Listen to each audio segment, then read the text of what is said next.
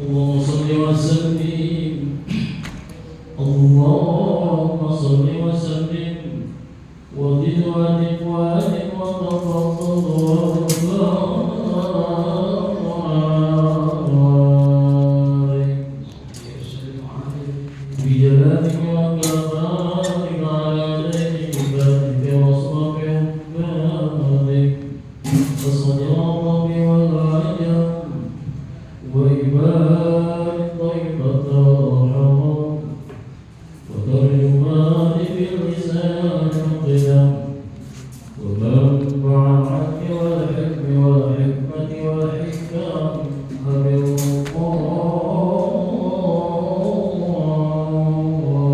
بالقاس سيدنا وحبيبنا وشفيعنا ومولانا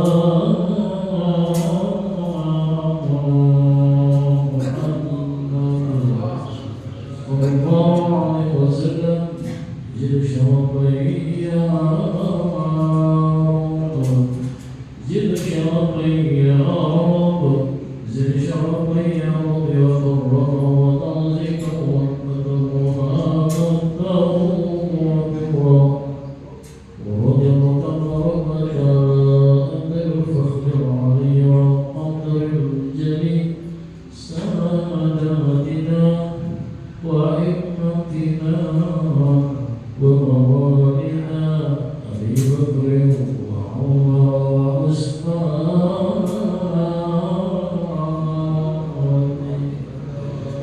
وأن بقية صحابة وقرابة رسولك صلى الله عليه وآله أجمعين والحمد لله رب العالمين يا رب بالمصطفى بلغ مقاصدنا واغفر لنا ورايا واسع الكرم يا رب بالمصطفى بلغ مقاصدنا واغفر لنا ورايا واسع الكرم واغفر لنا لمن أعوذ به سواك إذا حلول الحديث والعالمين يا رب بالمصطفى بلغ مقاصدنا واغفر لنا يا واسع الكرم اللهم صل وسلم على آله الفاتحة علانية كما نوانا وعلى كل نية صالحة وإلى حضرة النبي محمد صلى الله عليه وآله وسلم وأصحابه وأزواجه وذريته وأهل بيته وأنصاره وأصحابه جالب أهل كل خير دافعة لكل شر لنا ولأحبابنا من المؤمنين والمؤمنات والمسلمين والمسلمات ثم إلى ربه صلى الشيخ سيف الدين بن النووي ثم إلى ربه الواجب من أمر هذا المسجد سابقين والأخير جعله الله من المقبولين ثم إلى الله والديه محمد أحمد بن السيوطي وإلى ربه أمي حجة سيدي سامية بنت حج الله وإلى أرواح آبائكم وأمهاتكم وأجدادنا ومشايخنا ومشايخ مشايخنا في الدين وجميع المؤمنين والمؤمنات والمسلمين والمسلمات أن الله تعالى يغفر لهم ويرحمهم ويعلي درجاتهم في الجنة ويعيد علينا من أسرارهم وأنوارهم وعلومهم ونفعاتهم وبركاتهم في الدين والدنيا والآخرة. الفاتحة. بسم الله الرحمن الرحيم. الحمد لله رب العالمين الرحمن الرحيم. إياك نعبد وإياك نستعين اهدنا الصراط المستقيم صراط الذين أنعمت عليهم غير المغضوب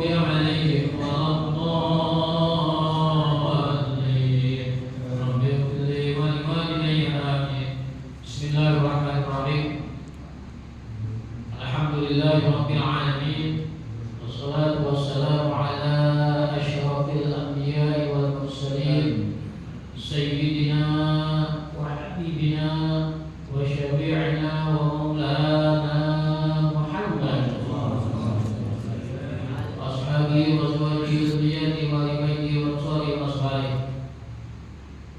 رب اشرح لي صدري ويسر لي أمري واحلل عقدة من لساني يفقهوا قولي اللهم إنا نسألك الفتوح والنوح والرسوخ وصلاح الجسد والروح والتوبة النصوح حسبي الله لما أهمني حسبي الله لمن بغى علي حسبي الله لمن حسدني حسبي الله لمن كاد لي بالسوء اللهم اكفنيهم بما شئت وكيف شئت حسبي الله وكفى سمع الله لمن دعا ليس وراه منتهى من توكل على الله كوفي ومن اعتصم بالله نجا قال الله تعالى في كتابه الكريم أعوذ بالله من الشيطان الرجيم لله ما في السماوات وما في الأرض وإن تبدوا ما في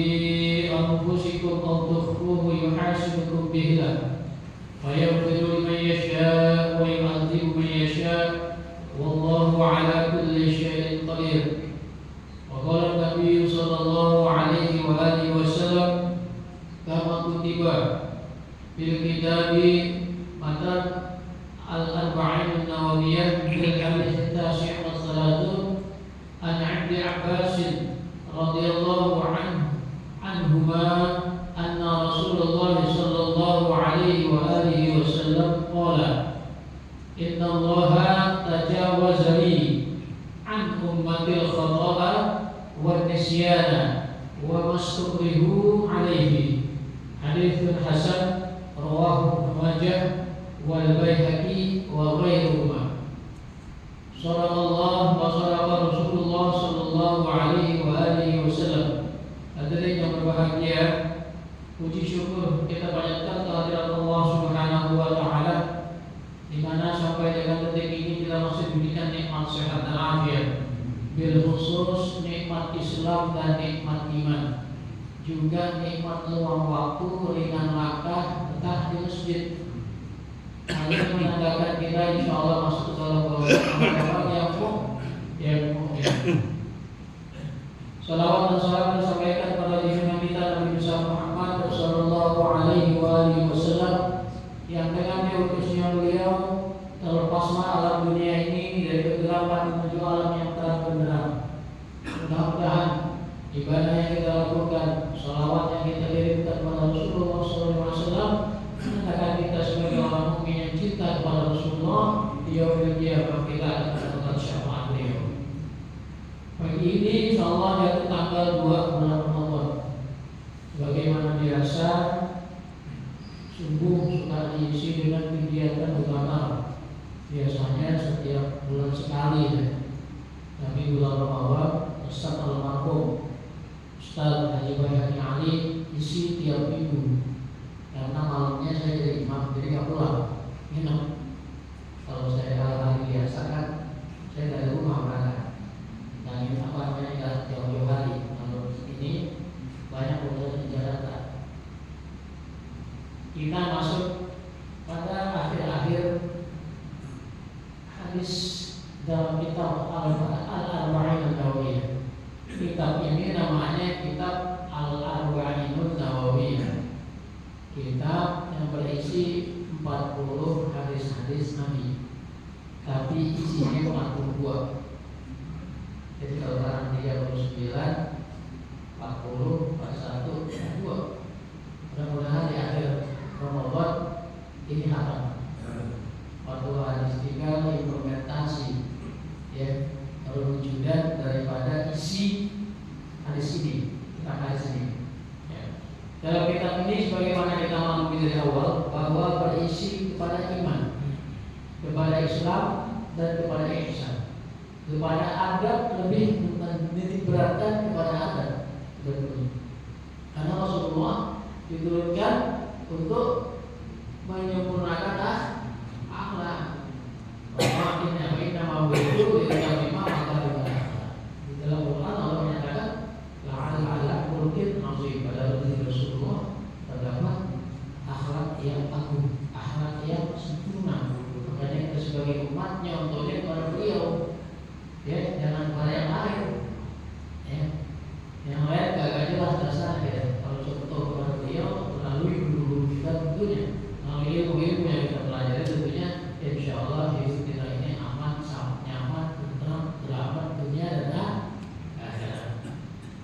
Di dalam hadis ini menyatakan dan diberatkan kepada kesalahan yang diampuni oleh Rasulullah.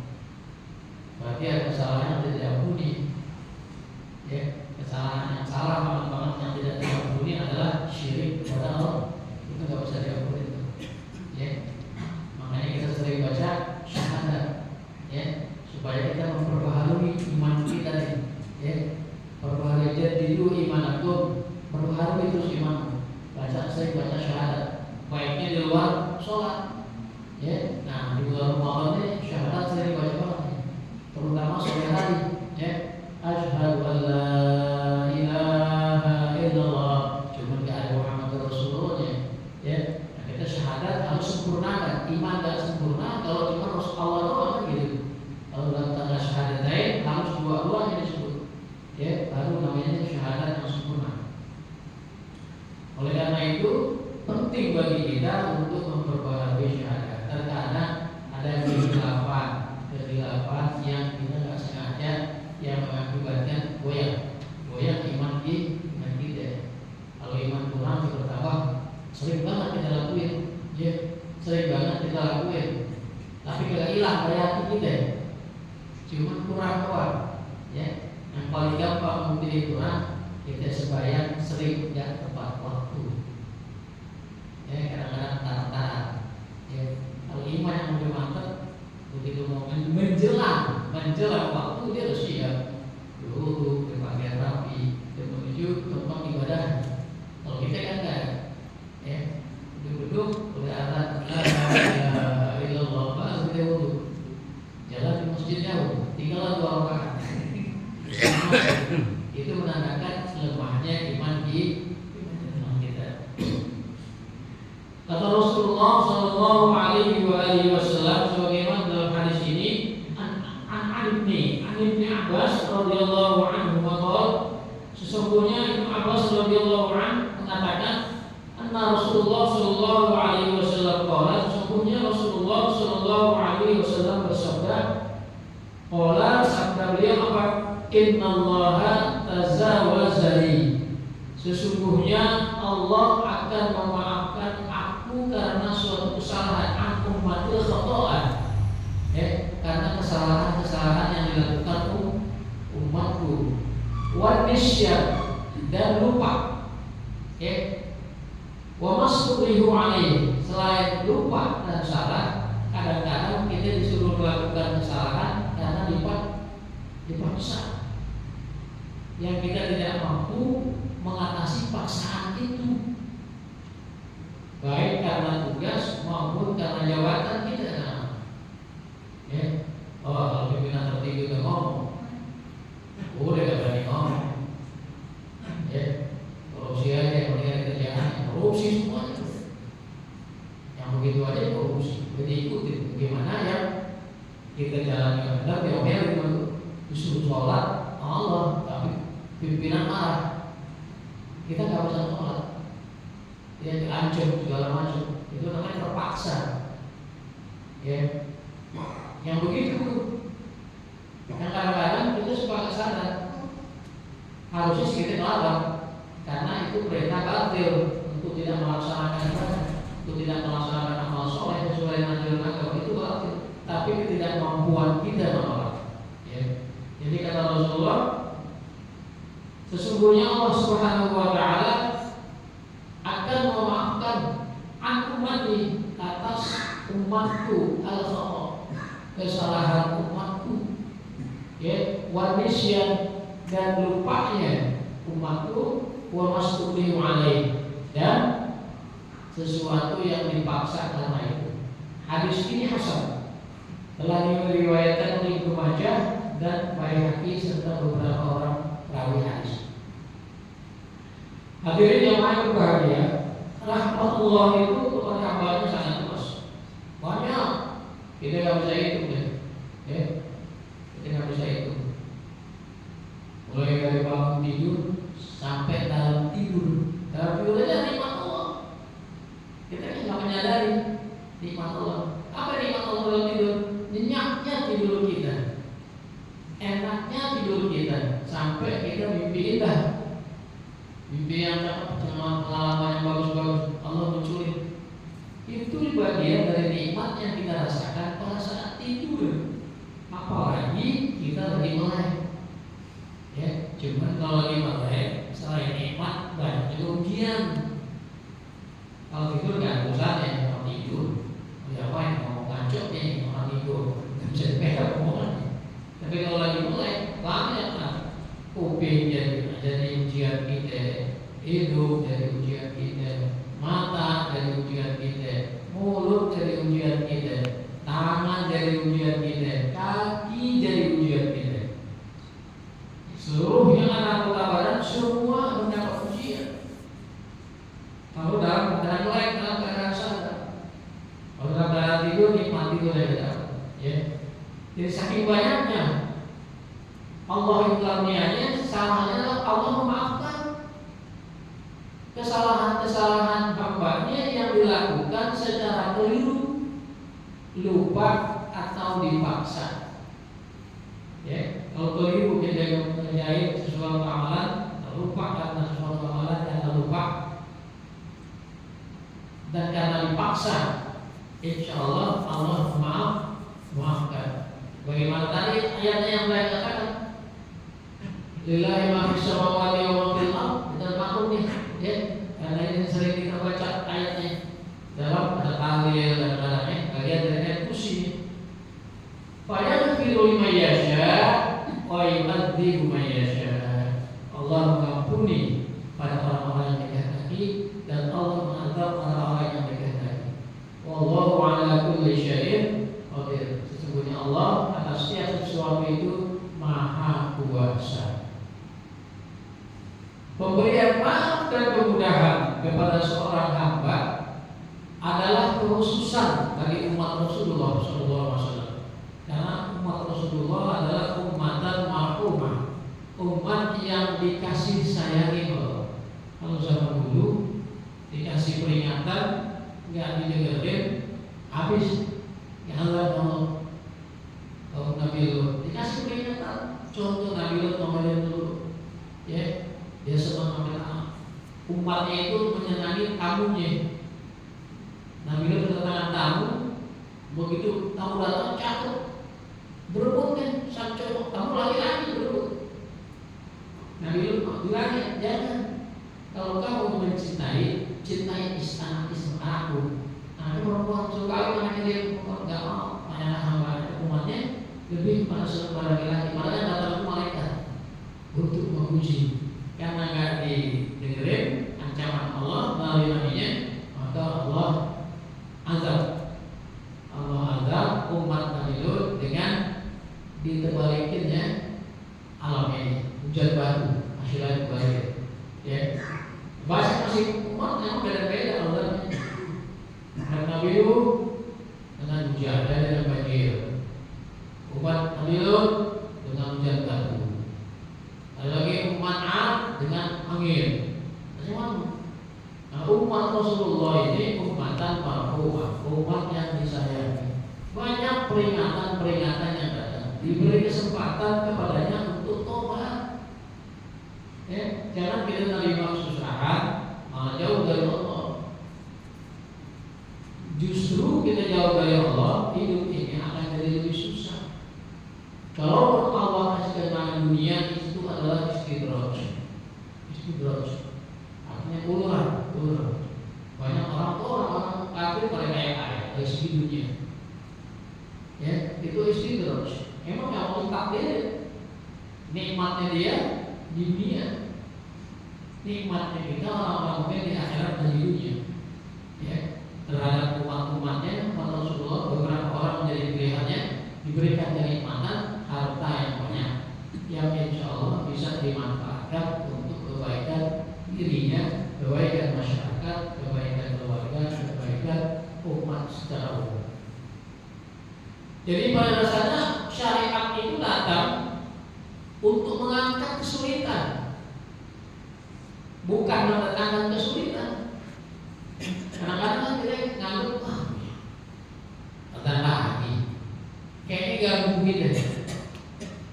Lalu ada orang dari nggak salah lagi. Nah, sebagai tiga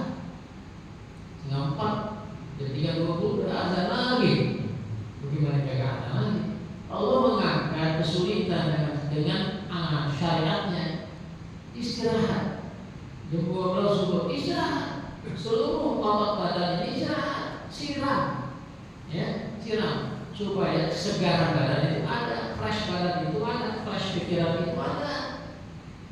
Ini yang kadang-kadang kita nggak menyadari, ya. Kita kadang-kadang nggak punya ilmu tapi nyalain orang, ya.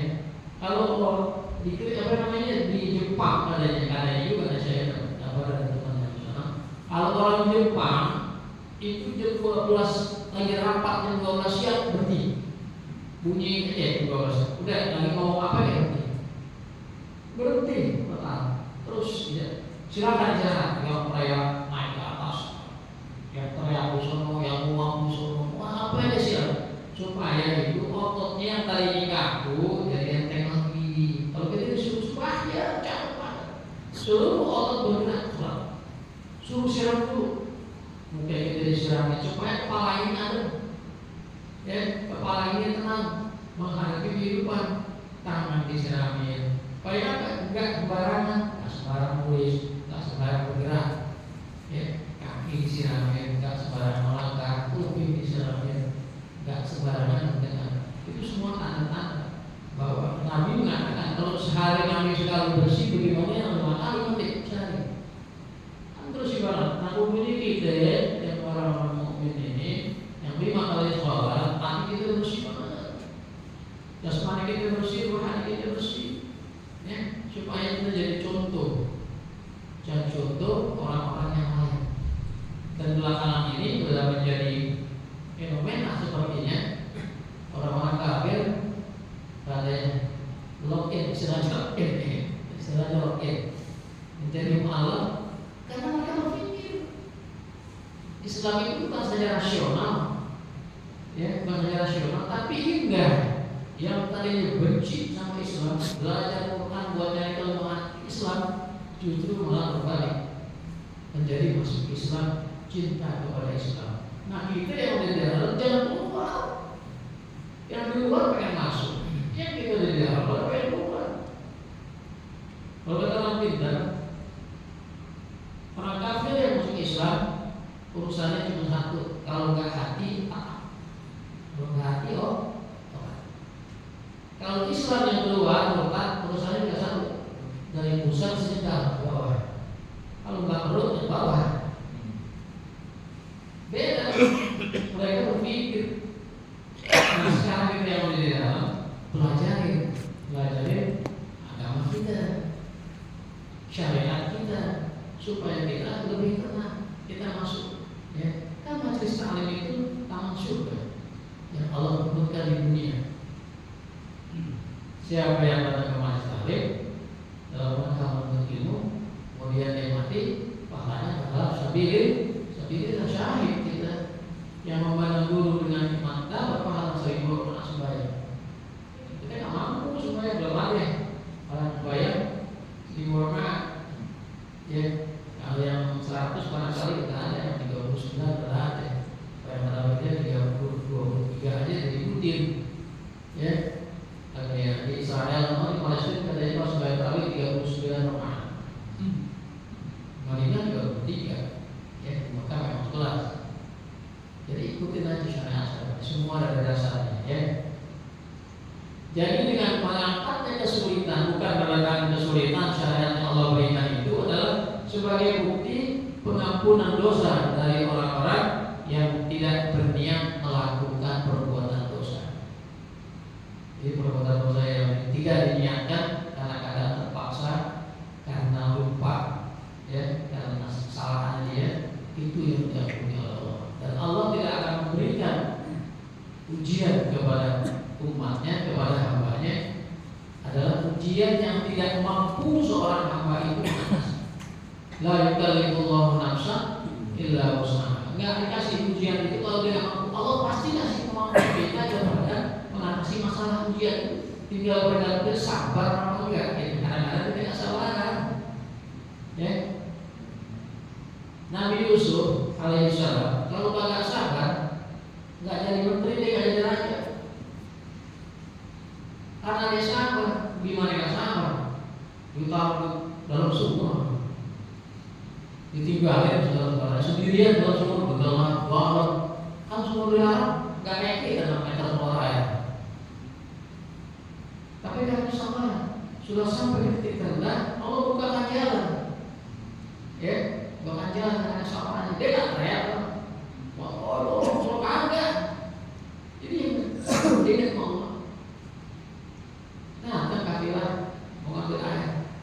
Begitu ngelogok ada anak kecil di dalam, ngapain? Kasih ember suruh naik. Cakep kan jual aja. Jual, Yusuf. Jadi udah jual mahal. Allah kasih tempatnya yang baru mengajar pintu mahalnya. Yusuf mungkin itu ya. Nah di situ jangan kesal-kesalan. Ujungnya dia sabar. Dia yakin pada pertolongan Allah, Allah bukakan jalan sampai akhirnya menjadi seorang aziz, seorang raja. Jadi kita begitu loh, sabar, tetap deketin Allah, jangan lari dari Allah. Sabar itu terima, yakin kepada pertolongan Allah, berusaha, dagang, rugi dulu, usaha. Pada saatnya mentok banyak para pengusaha itu ceritanya kalau kita baca biografi dia mentok sampai 40-an juta miliar utang dia. Tapi dia yakin pertolongan Allah, dia yakin ini adalah ujian, Allah bukakan jalan. Tinggal bagaimana kita menyikapi ya. Jadi 3 hal yang diajarkan oleh Rasulullah dalam hadis-hadis di sini dalam kitab Al-Arba'in An-Nawawi itu iman, Islam, dan ihsan. Itu adalah seperti iman aja baru sepertiga. Islam saja baru Islam dengan iman baru sepertiga. Ditambah dengan ihsan dari sempurna keimanan keislaman. Itu kita lakukan dalam rangka kita mengabdi kepada Allah Subhanahu wa Ta'ala. Ini saja yang barangkali yang bisa saya sampaikan. Mudah-mudahan bisa dimengerti dan kita laksanakan dengan sebaik-baiknya dan petunjuk dari Allah Subhanahu wa Ta'ala. Al-Fatihah. Bismillahirrahmanirrahim. Alhamdulillahirabbil alamin. Ar-Rahmanir Rahim. Maliki yaumiddin. Iyyaka na'budu wa iyyaka nasta'in.